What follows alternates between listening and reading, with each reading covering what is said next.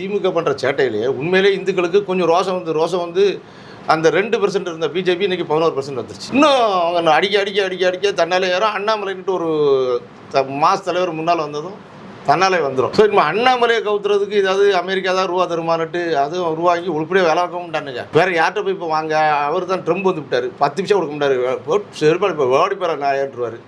பிரிட்டன்ட்ட போய் கேட்கலான்னா அது ஏற்கனவே நொந்து போயிடுக்கு அங்கே. ஸோ இவங்களுக்கு இப்போ காசு கொடுக்கறதுக்கு ஆள் கிடையாது. மோடியோ அமைச்சரவையில் இடமும் தர மாட்டேங்கிறார். 40 MP வச்சு நாக்களிக்க ஆகும். ஸோ இது வந்து அடுத்த நாட்டு விஷயங்களில் தலையிடுறது இப்போ ட்ரம்ப் இது பண்ணியிருக்க வரவேற்று தான் ஆகணும். இனி நமக்கு மோடிக்கு அவ்வளோ ஆபத்து இருக்காது. அடுத்த எலெக்ஷனில் நிச்சயம் மோடி பிரதமருக்கு நிற்க மாட்டார், வேறு யாராவது வருவாங்க. இருந்தாலும் பிஜேபி இனிமேல் வந்து யாரும் டச் கூட பண்ண முடியாது. காங்கிரஸ் அழிஞ்சு போச்சு.